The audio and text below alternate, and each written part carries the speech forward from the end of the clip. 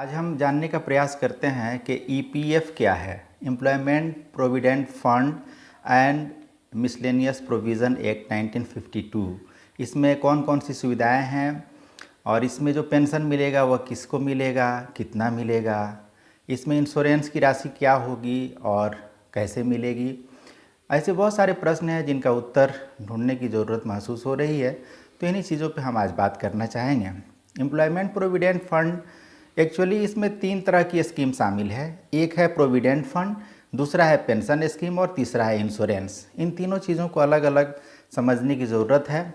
जैसा कि हम ईपीएफ एक्ट 1952 में ये जानते हैं कि हर नियोक्ता के लिए यदि कर्मचारियों की संख्या 20 या उससे अधिक है तो कर्मी को ईपीएफ का लाभ दिया जाना चाहिए। देर से ही सही बिहार सरकार हम शिक्षकों को भी ईपीएफ का लाभ 1 सितंबर 2020 से दे रही है। तो इसमें जो पहला लाभ है वह है ईपीएफ का। ईपीएफ का मतलब होता है भविष्य निधि, प्रोविडेंट फंड। ये टैक्स फ्री सेविंग होती है और इसमें कर्मचारी का जो वेतन है उसका 12% और जो एम्प्लॉयर है वह देता है 3.67%।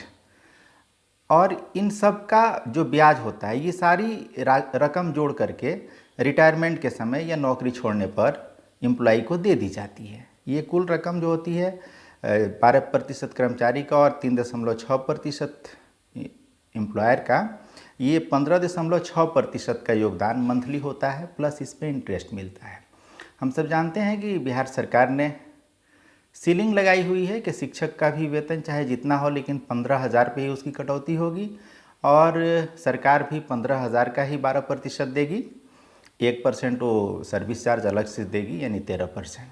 तो जो हमारी राशि है 12% यानी 1,800 रुपये और सरकार का जो 1,800 रुपये होगा उसमें से 15.67% राशि भविष्य निधि में जाएगी और ये नौकरी छोड़ने पर या सदस्य को तत्काल उपलब्ध करा दी जाएगी। इसमें इमरजेंसी प्रोविज़न भी है।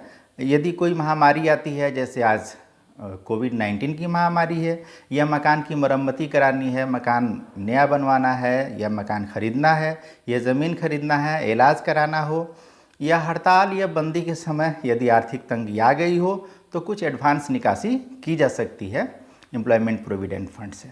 तो ये पहला फ़ायदा था। दूसरा लाभ जो है वो पेंशन के रूप में मिलता है। ईपीएस यानी एम्प्लॉय पेंशन स्कीम 1995 में शुरू की गई और इस प्रोविज़न के मुताबिक 1,000 से लेकर 7,500 रुपये मंथली पेंशन की सुविधा है। इसमें जो है एम्प्लॉयर यानी नियोक्ता 8.33% का योगदान करता है और सेंट्रल गवर्नमेंट 1.16% का योगदान करती है। पेंशन के लिए न्यूनतम शर्त यह है कि न्यूनतम 10 वर्षों की सर्विस पूरी होनी चाहिए। 10 वर्ष से 35 वर्ष तक की सर्विस के लिए ये पेंशन स्कीम लागू है। आफ्टर 35 ईयर अगर कोई सर्विस करता है तो उसके लिए भी कोई बाध्यता नहीं है कि ईपीएफ के अंतर्गत पेंशन दिया जाए शेष अवधि के लिए, लेकिन न्यूनतम 10 वर्ष की सेवा करने के बाद और अधिकतम 35 वर्ष की सेवा तक के लिए पेंशन स्कीम दे है। सेवा काल में मृत्यु होने पर परिवार को पेंशन के लिए सेवा अवधि की कोई शर्त नहीं है, यानी उसको बिना शर्त पेंशन मिलेगा। सदस्य की मृत्यु होने पर परिवार के सदस्य को या किसी नॉमिनी को जिसे उसने नामित किया होगा और 2 बच्चों को 25 वर्ष की उम्र तक पेंशन का लाभ दिया जाएगा। दिव्यांग बच्चे को जीवन भर पेंशन लाभ मिलेगा। 20 वर्ष की सेवा के उपरांत 2 वर्ष का अतिरिक्त लाभ पेंशन गणना के समय दिया जाएगा। वर्तमान में कर्मचारी पेंशन योजना 1995 के अंतर्गत वेतन सीलिंग की सीमा ₹15,000 तक सीमित की हुई है। अब ये पेंशन जो मिलेगा न्यूनतम 1,000 और अधिकतम 7,500 मिल सकता है। इसकी गणना का एक फॉर्मूला है।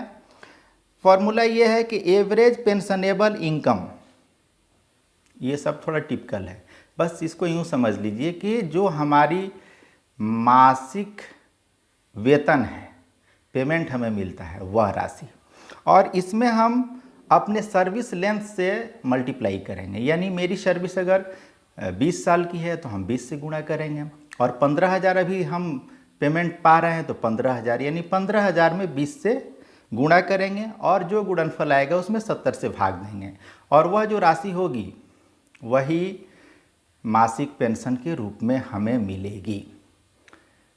ये राशि 1000 से 7500 जो बताई जा रही है तो ये according to service length vary करेगी।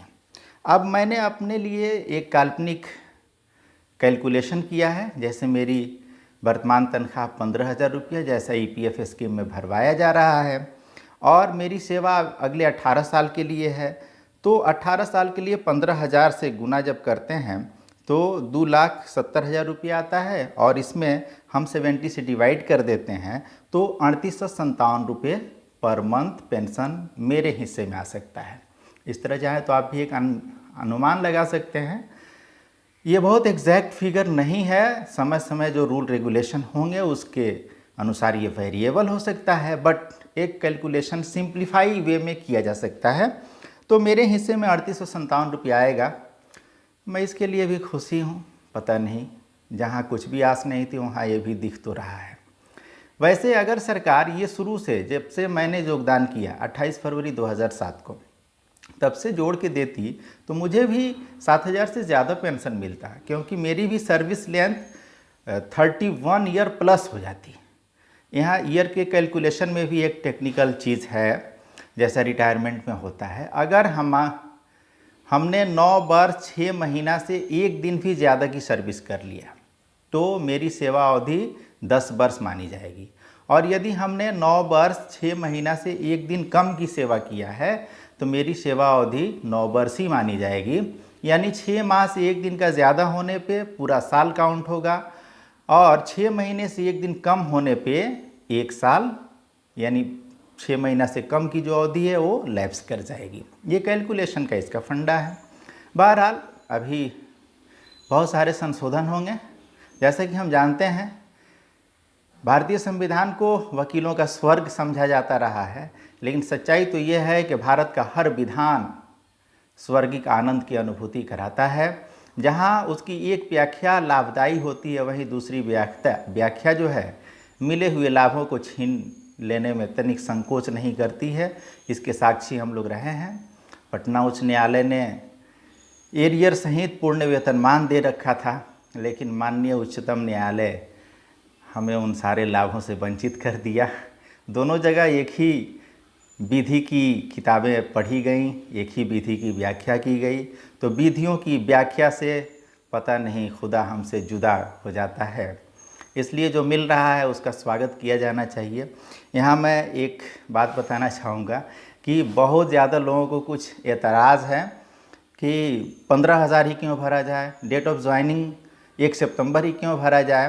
तो मैं एक राय देना चाहूँगा कि जो भरने की अभी अनुमति है उसको भर लिया जाए, क्योंकि कानूनी पचड़े में पड़ने पे जो मिलती हुई खुशियाँ हैं वो भी कुछ दूर चली जा सकती हैं। एक्चुअली हम अगर ये भरते हैं कि हमारा वेतन 15,000 है तो इससे हमारा वेतन 15,000 नहीं हो जाता है। हमें ट्रेजरी से पेमेंट होता है और उसी स्टेट बैंक से पेमेंट होगा। यही गवर्नमेंट हमको पेमेंट करती है मोर देन 30,000 रुपीज़। तो फिर हमसे अगर EPF पे भरवाया जा रहा है 15,000 रुपये, तो उससे कहाँ लीगली हम फंस जा रहे हैं। ऐसा नहीं हो सकता। ये तो सरकार खुद फंसेगी कि एक जगह हमको देती है 30,000 और दूसरी तरफ EPF के लाभ को सीमित करने के लिए हमसे भरवा रही है 15,000। बहरहाल ये बाद की बातें होंगी, अभी तो इसका लाभ लेना है और पूरे आनंदित मन से लेना है, इसलिए इसको भरा जाए। दूसरी जो समस्या है कि EPF में डेट ऑफ ज्वाइनिंग जो भरा जा रहा है 1 सितंबर 2020, इस पर भी बहुत सारी बहस चल रही है। मैं ये बताना चाहूँगा कि 1 सितंबर 2020 भरने में कोई परेशानी नहीं है। ये एक्चुअली EPF में एंट्री का डेट है, न कि हमारा डेट ऑफ ज्वाइनिंग है। और डेट ऑफ ज्वाइनिंग जो हमारा है ऑन रिकॉर्ड है, जब सरकार ने या नियोजन इकाइयों ने हमें नियोजन पत्र दिया और तब से हमारा पेमेंट भी होता है। हम कर्मी के रूप में अपने सारे कर्तव्यों का निर्वहन भी करते हैं। तो इसलिए यहाँ अगर EPF फॉर्म में किसी तरह की मिस्टेक है या उसमें अधूरी बात लिखी गई है, एक्चुअली उसमें लिखना चाहिए था date of entry in EPF, but उसने डेट ऑफ ज्वाइनिंग शब्द का यूज़ कर दिया। तो इसलिए थोड़ा सा भ्रम तो हो रहा है, बट भ्रम से थोड़ा उबरना भी चाहिए हमके। आइए अब ईपीएफ के थर्ड लाभ यानी इंश्योरेंस की बात करते हैं। इंश्योरेंस जो है ईडीएलआई स्कीम 1976। ईडीएलआई का मतलब है employees deposit linked insurance scheme, यानी ये इंश्योरेंस जो है अधिकतम 6 लाख का तो है, बट कैसे, जो हमारा डिपॉजिट होगा उससे ये लिंक्ड है, यानी उसके अकॉर्डिंग ही हमें पेमेंट मिलेगा इंश्योरेंस के रूप में। अगर कोई दुर्घटना घटती है तो, भगवान न करे कि ऐसा हो, बट अगर होता है तो ये पूरे 6 लाख नहीं मिलेगा, बल्कि उतना मिलेगा जितना हमने डिपॉजिट किया है उसके अकॉर्डिंग मिलेगा। ये कैलकुलेशन उस समय की बात होगी। और सुखद बात यह है कि इंश्योरेंस के लिए एक एम्प्लॉय को कुछ भी नहीं देना है, जो भी देना है वह एम्प्लॉयर देगा 0.5%, जो अपना उसका योगदान होगा उसका 0.5% ये इंश्योरेंस के मद में जाएगा। और ये एक तरह का ग्रुप इंश्योरेंस है। प्रोविडेंट फंड में बहुत सारी सुविधाएं हैं, जिसमें एक सुविधा है यूएएन। यूएएन का मतलब है यूनिवर्सल अकाउंट नंबर। अगर कोई एम्प्लॉय ईपीएफ का लाभ ले रहा है और वो अपने नियोक्ता को बदलना चाहता है, यानी एक नौकरी छोड़ के दूसरी नौकरी कर रहा है, तो उसका यूएएन नंबर जो है ये ट्रांसफ़र हो जाएगा और एक ईपीएफ अकाउंट में 10 नंबर जो हैं ऐड किए जा सकते हैं, यानी सर्विस बदलने की आज़ादी है। ऐसा नहीं है कि बंधुआ मजदूरी करने की बेबसी हो। खाता में जमा रकम की जानकारी हेतु एसएमएस, मिस्ड कॉल और ऑनलाइन पासबुक की सुविधा है, ये भी एक अच्छी पहल है। खाते से जुड़ी जानकारी जैसे नाम, जन्म तिथि में बदलाव के लिए ऑनलाइन सुविधा उपलब्ध है ईपीएफ में, ये भी एक अच्छी बात है। उमंग ऐप है, ये मोबाइल ऐप है, इसके माध्यम से ईपीएफ की ऑनलाइन सेवाएं सुलभ हैं। पेंशन के लिए डिजिटल जीवन प्रमाण पत्र की सुविधा भी उपलब्ध है, ये भी एक बहुत अच्छी बात है। इसलिए कुल मिला के अगर हम देखें तो ईपीएफ के रूप में बुढ़ापे का एक सहारा तो मिल रहा है और हर सहारे का स्वागत किया जाना चाहिए, पूरे मन से इसका स्वागत किया जाना चाहिए। आप सब तत्परता से इसमें जुटें, लाभ उठाएं और जो शेष रह गया उसके लिए भी संगठित होकर प्रयास करें। आशा है आप ऐसा ही करेंगे। इसके लिए अग्रिम धन्यवाद, बधाई, थैंक्स।